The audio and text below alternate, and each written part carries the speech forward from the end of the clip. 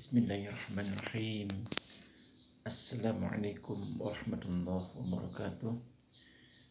Alhamdulillah, alhamdulillahilladzi arsala rasulahu bil huda wa dinil haqq liyudhhirahu 'ala dini kullihi wa kafa billahi shahida.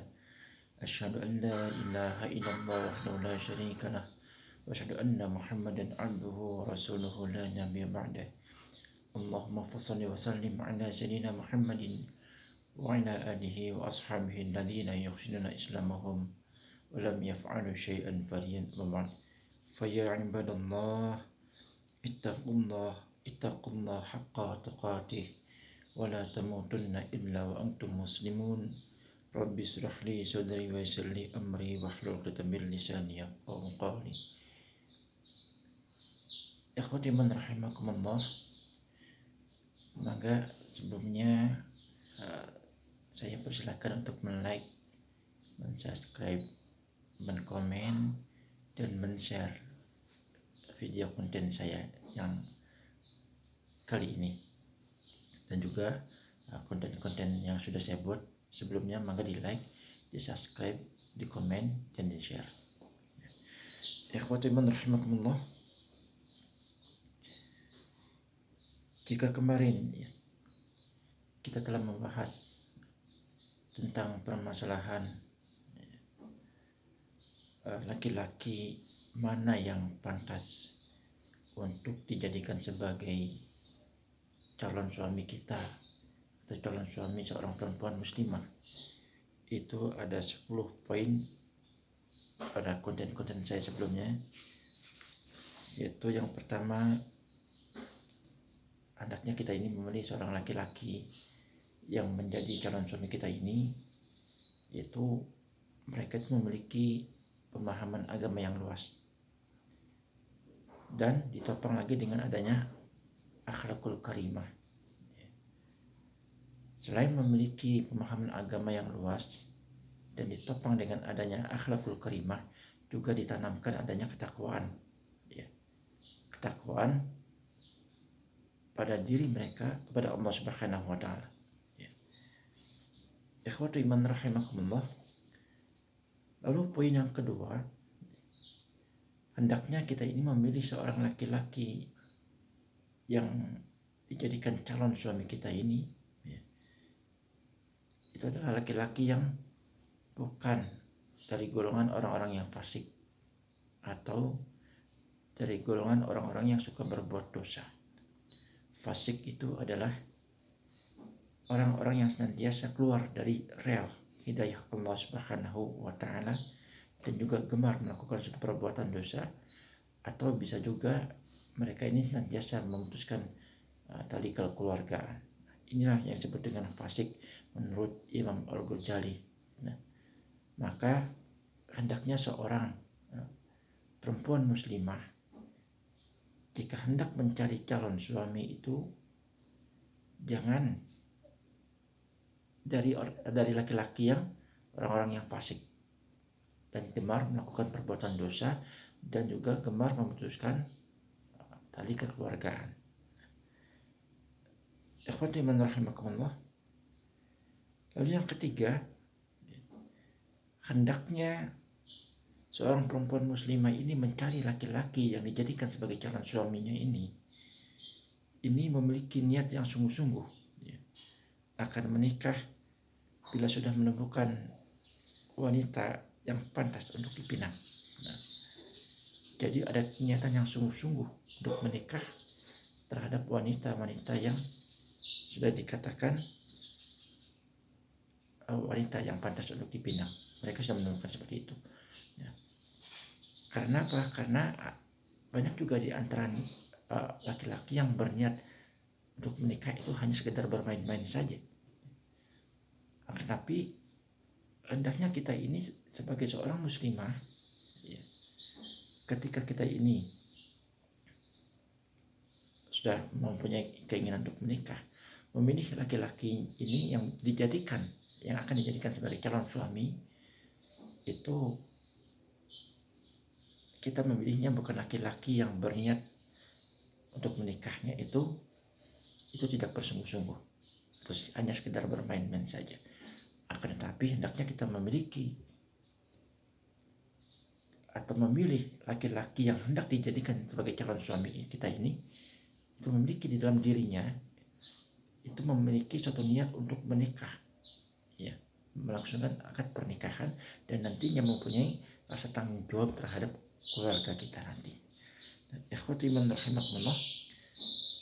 Lalu selain mereka ini bukan dari golongan orang-orang yang fasik dan juga memiliki pengetahuan agama yang luas dan ketakwaan kepada Allah Subhanahu wa taala, dan juga mereka ini berakhlakul karimah, juga mereka ini mempunyai keinginan untuk mempercepat akad nikah dan tidak menggantungkannya dengan waktu yang begitu lama. Karena kalau misalnya kita menggantungkannya dengan waktu yang lama, ini akan berpotensi mereka ini membatalkan pernikahan yang sudah sepantasnya dilakukan. Ya, pernikahan itu dilaksanakan. Tetapi mereka malah memperlambatnya, bahkan bisa jadi membatalkannya. Ikhwati iman rahimakumullah. Selain itu juga mereka senantiasa untuk tidak melakukan berkhalwat, ya. Tidak berkhalwat itu tidak berdua-duaan yang tidak disertai dengan mahram. Yang keenam itu hanya berkunjung dan masuk ke rumah wanita yang akan dipinang dengan sertai mahram. Jadi tidak sendirian, ya. Tidak sendirian untuk berkunjung kepada wanita yang sudah dipinang ini, ya, itu tidak berkunjung, ya, kalau misalnya nggak ada mahramnya. Yang ketujuh, tidak melakukan satu pembicaraan batil dan sia-sia saat berkunjung, ya. Jadi ketika laki-laki calon suami kita ini berkunjung ke rumah kita, ini hanya membicarakan pembicaraan yang bermanfaat saja dan tidak membicarakan pembicaraan yang batil dan sia-sia. Ikhwati iman rahimakumullah. Poin yang ke-8, mereka atau laki-laki yang dijadikan sebagai calon suami kita ini tidak menyiringkan diri untuk datang ke rumah wanita yang sudah dipinang, ya. Kalau misalnya kita sudah dipinang, mereka tidak menyiringkan diri untuk datang, ya, berkunjung ke rumah wanita yang sudah dipinang itu tadi. Yang ke-9, tidak mencuri pandangan yang dapat membuka pintu-pintu syahwat, ya, pintu-pintu syahwat. Kalau misalnya kita ini berkunjung, laki-laki ini berkunjung ke rumah kita, ini tidak suka mencuri-curi pandang yang dapat membuka pintu-pintu syahwat itu tadi, ya.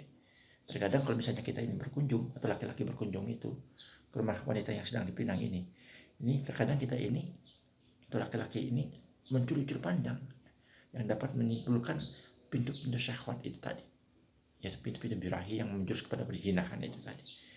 Lalu yang 9, tidak mengambil pinangan orang lain. Nah, ini yang lebih parah lagi, yang perlu kita harus perhatikan. Tidak mengambil pinangan orang lain.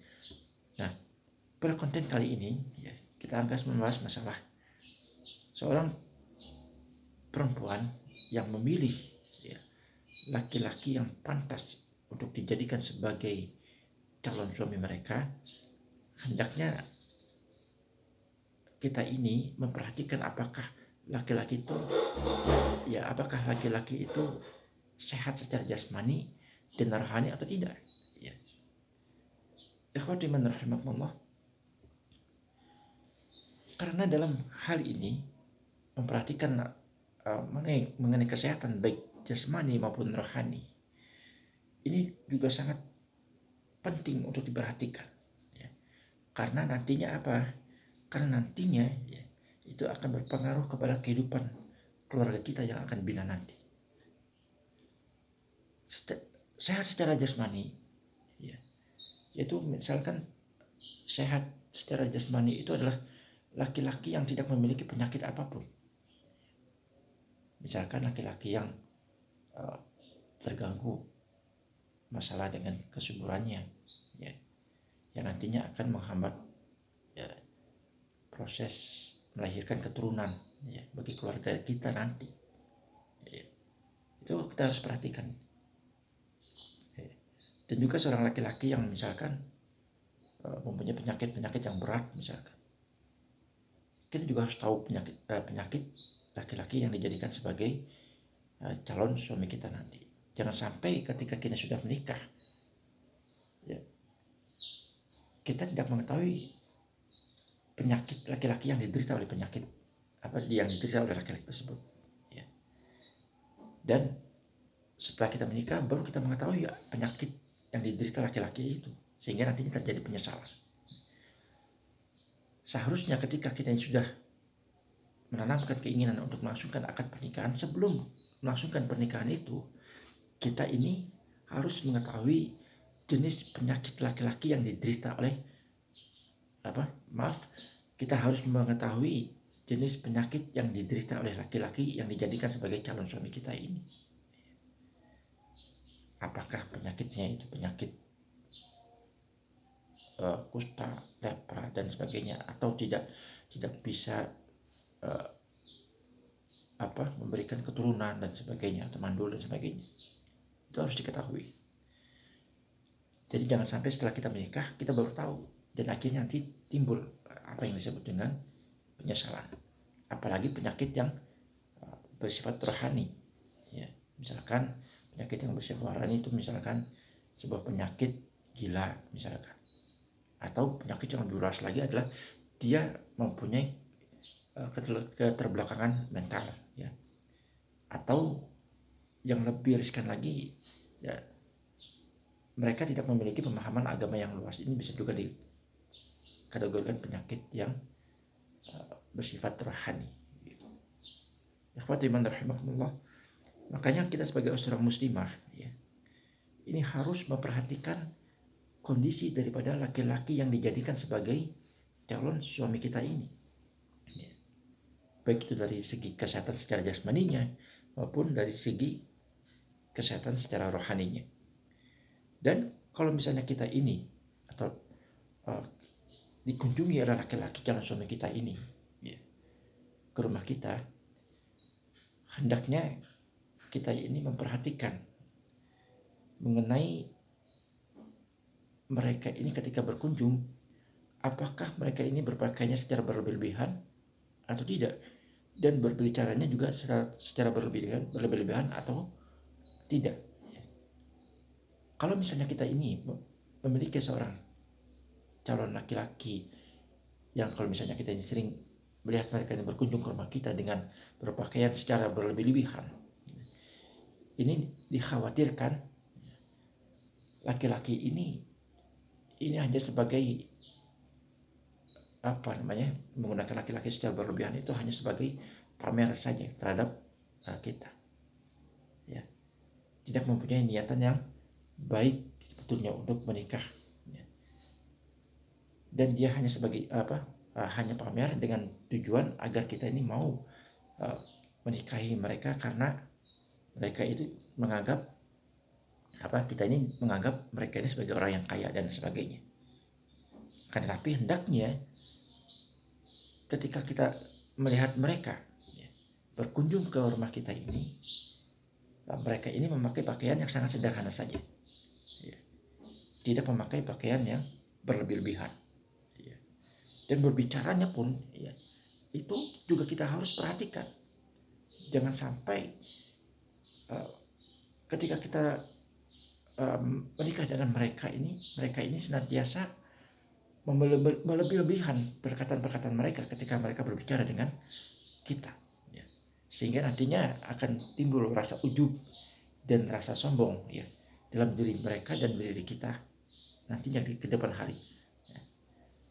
Ini yang dikhawatirkan seperti itu. Maka ketika kita ini sudah memiliki calon laki-laki yang kita anggap sebagai tepat untuk dijadikan calon suami kita, maka hendaknya kita perhatikan, ya, ketika mereka ini berkunjung ke rumah kita, apakah mereka ini berbicaranya berlebihan atau justru berbicaranya ini hanya sederhana saja. Dan juga kita perhatikan dari segi berpakaiannya, apakah berpakaiannya itu berlebihan atau berpakaian secara sederhana saja. Nah, ikhwatu iman rahimakumullah, itu adalah merupakan bagian, ya, poin yang perlu kita perhatikan bagi kita seorang muslimah terhadap laki-laki yang dijadikan sebagai calon suami kita ke depan, yang juga nantinya akan berpengaruh terhadap kehidupan keluarga kita nanti ke depannya. Ikhwatu iman rahimakumullah, Itu saja yang bisa saya sampaikan, kurang lebihnya saya mohon maaf. Saya Iman Zakaria, kita tutup pembicaraan kita kali ini dengan membaca doa kafaratul majelis. Subhanakallahumma bihamdik, asyhadu an la ilaha illa anta, astaghfiruka wa atubu ilaik. Assalamualaikum warahmatullahi wabarakatuh.